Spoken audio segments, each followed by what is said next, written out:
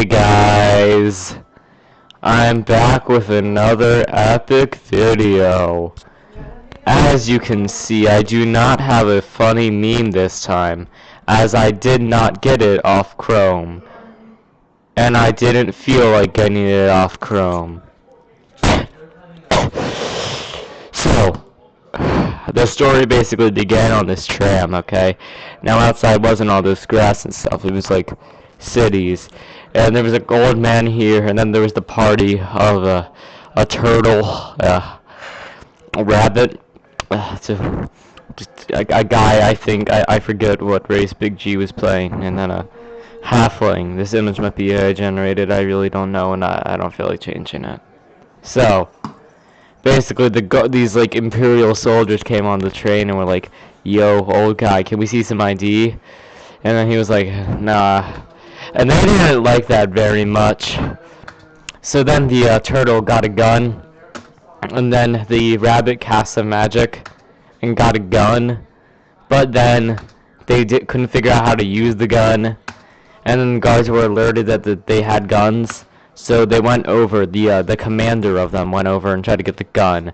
But then Big G walked over and was like, "Nuh-uh," and then, he just stabbed him with a sword, and he was like, "That tickles."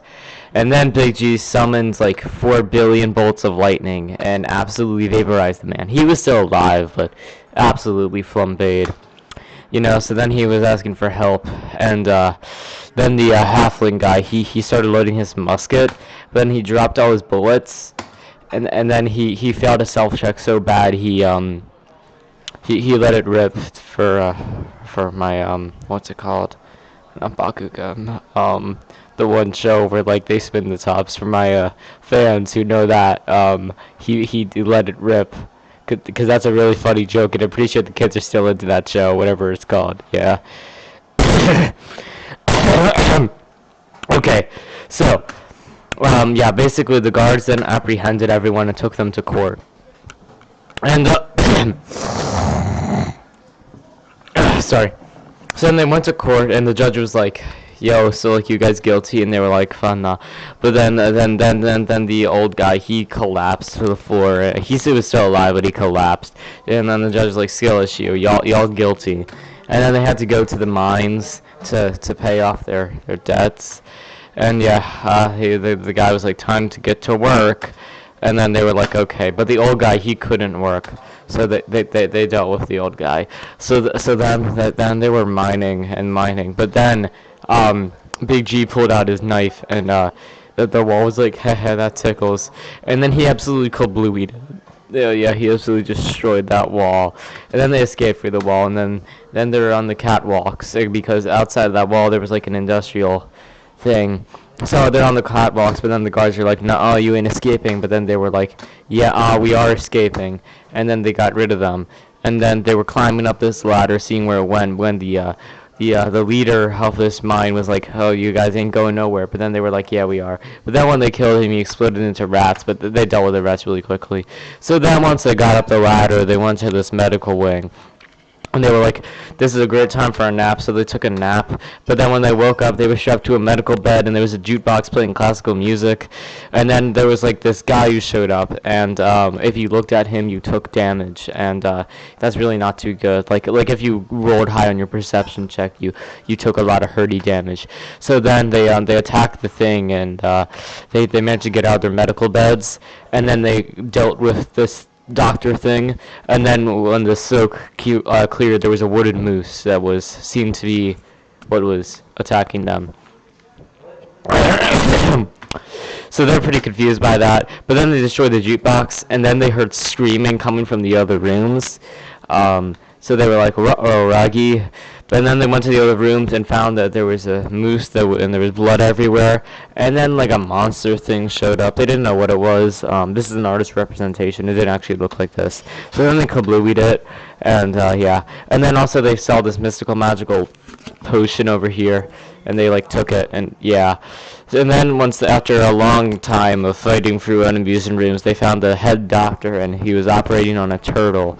And then he was like, "Ooh, I ain't dealing with this," and he summoned a homunculus and another one of those sick creatures to deal with them. And then he like low-key dipped, He'll probably come back later in the story, who knows. So then, like, there's a long battle, and then they beat them. But then the turtle he was operating on, who probably had lore significance or something, I don't know, they died. And that's really sad, because this character's a turtle, and that was like his brother. Or not actual brother, but you know what I mean. So then they left the body, and they went up the ladder. And when they came up, they basically found a massive suburb like that looked like this, level 55 of the back rooms. And then when they went in one of the houses, there was another one of those things that hurt to look at, and a record playing some 50s music. And then, you know, the thing, they couldn't really tell what it was saying, but they could tell that the thing didn't want them being there. So then they dealt with it. And in its place, they could see a lot of blood, a housewife, and a moose. They couldn't tell what parts were the housewife and what parts were the moose, but they could tell what they just killed was something like that. So, they then took the record player and burned down the house. That was, yeah, and then they went to the next house, but then one of those monsters, Loki, showed up out of the trap door that they came out of, and then it started chasing them, but they dealt with it.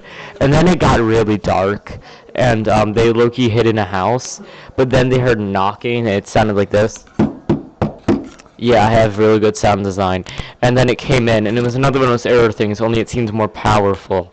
So they, like, Loki went upstairs, and then they, like, barricaded the staircase and nothing could get up. And upstairs in the attic, they found a dead body. And then Loki started screaming, this, like, dead child that started screaming. So they dealt with it, and then it died. And one night later, basically, it's like it's daytime outside again, and the error thing is like climbing up the side of the house and it breaks into the attic to like do something to them or something. But then they grab the dead child's body and they low-key discombobulate the thing with the dead child's body, and then it seems after you deal enough damage to these error things, you can see their true form. And in this case, it's a really small guy. Like they really messed up. He's like 8 feet tall. So then he low-key kidnaps them, and then a bunch of error people show up to this stage in the center of this suburb, and then a bunch of instruments show up, and the guy's like, "Ooh, you guys better make some music, otherwise we're gonna I don't know, kill you or something." So then they low-key made some really good music, played the national anthem or something. And everyone was like, "Ooh, great job." And then the buff guy was like, "Ooh, how'd you get here, anyways?" And they're like, "Ooh, we got here through the hospital." And he's like, that's not very good." So then everyone dipped because they were from the hospital. And then in the distance, they could see more monsters coming, and they were like, "Hell nah." So they went to this house, but then the monsters show up, and after a long battle, the Big G and the bunny were both down.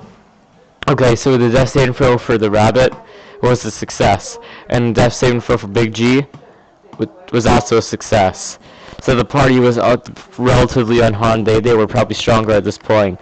And then they took a long rest, and when they woke up and went outside, they saw the suburb was like destroyed. All that was left was a wooden moose and the house they just came out of. And then they realized the house they just came out of was like 2-mile-foot tall creature thing, and the thing Loki kidnapped them. And then the thing, they don't know where it was going, but like eventually the thing stopped moving, and it turned back into a house. And then they were being kept in the house. They didn't see how they got here, so they exited the house, and they're at like this school building. So they low-key went in and were like, "Yo, what is this place?" And the receptionist was like, oh my, there's people. So they called the headmistress, and the headmistress was like, ooh, you're coming with me. So then like they started learning stuff, but this turtle here, they really do not like learning. So they tried to escape the building, but then the guards found them and took them back. But they were like, "Yo, I'm schizophrenic and I have war PTSD." And then they were like, ooh, we should execute this guy. So they took him to a side of the cliff to be executed, and he was like, "Ooh, low-key, you should let me live." And they were like, "Okay." So then once they were brought back before the headmistress, they pulled a gun, and they dealt with them. But the guards didn't really like them doing that, so they kind of dealt with them. So the first time they died, they succeeded. The second time they died, they succeeded. And the third time they died, they died. And that turtle died. Yeah, it's real sad. There was a lot of character development. We are Charlie Kirk or something. I don't know. Yeah. So yeah, the turtle was dead. That was pretty sad. And then, yeah, no, you remember the bunny character? They like Loki turned into a rock. The like soldiers did some magic stuff, so they Loki like took the rock into their inventory. The spell should wear off in like 24 hours or something, but like just for the next 24 hours, the rabbit's a rock. Yeah. And then like this definitely not being played by the person who played the turtle who just died. This dragonborn character shows up, and then like they the guards Loki are destroyed by the walls because you see once the headmistress lady was killed, the wood in the building started like geeking out, and it like killed the guards. So everyone like I don't know why I did that again. Everyone like escaped the building because yeah, they're just built different, and all the guards were like killed, and the yeah, it low-key discombobulated after they set it on fire. So they went back in the house, and the house low-key dipped, and the house brought them back to the ghetto where the story began. Sorry. Okay, so they once they got back to the ghetto, there was no one there. It seemed pretty empty. And once they like Loki exited the elevator, they or the building, they did a religion check, the Dragonborn, and they rolled a 30, which is pretty high if you ask me. So now what they were basically told is they couldn't tell what this means, but the religion check told them that there was some religious act that took place here that got rid of everyone, and the long moose was here, whatever that means. So they're like, ooh, that's ominous. So then they hop in the elevator at the bottom of the ghetto and go to the very top floor of the ghetto. And then like there's like a terminal place there, and then they like Loki decide to absolutely torment the worker in there, as they seem to be the only person left in the ghetto. So they're like, yo, who's the long moose? And they're like, are you a real person? The person inside the terminal seems very confused, like they've seen a lot of fake things or they're going crazy. And they're like, nah, I ain't real. And then they like made them think they disappeared, and they like jumped on top of the terminal. And then the lady from inside the terminal went outside and was like, ooh, this looks like these looks like criminals. So he pulled a gun on them and like barely damaged them. They did like 3 damage or something. But then they really did not like this. So they Loki spent the next 20 minutes of the session just tormenting them, just like with literally everything, making them think the long moose was behind them, whatever that means. They don't know what the long moose is. None of the players know what the long moose is. They just know people seem to be scared of them, and they did use it to their advantage. So then, like low-key, the lady went back inside her terminal, started crying, and then these turrets here that are on the side of the building shot Big G and did like 2 damage or something. And then he was low-key fine. But then like the party, so like then the Dragonborn made himself look like a moose and was like, yo, I'm gonna kill you. But then they left. And the lady, you know, from inside the terminal, she's like, oh man, I'm finally safe. She started licking her wounds. But then the party showed back up, and Loki set her on fire and like discombobulated her. She was still alive, but barely. And then they bullied her into giving them tickets to the next floor of this tower to like use on the elevator. And then they're like, yo, that's dope, bye. And then as they were leaving, Benjamin Mensch cast Heal Wounds on the lady in there. So, hold on, let me, like, can I go back to the last one? No, I can't. Okay, whatever. While they were in the elevator, they got a stick of unmoving, and yeah. So then they, like, got to the next level, which was, like, hold on, I can go back. So then they got to the next level, which is, like, a suburb area, different than the level 55 suburb. This is, like, a more densely crowded suburb, like a normal one. And the first thing they saw was a terminal with 2 guards. And one battle later, which I didn't feel like drawing because it's like 8 o'clock right now, basically the highlights of it is Big G did like 80 damage through his lightning. He rolled like 9 d8s or something, I don't know. But they absolutely discombobulated the terminal and the guards. Excuse me. So they absolutely discombobulated everything, and then they were like, Loki, let's take a nap. And then they took a nap. And that's basically the end for now.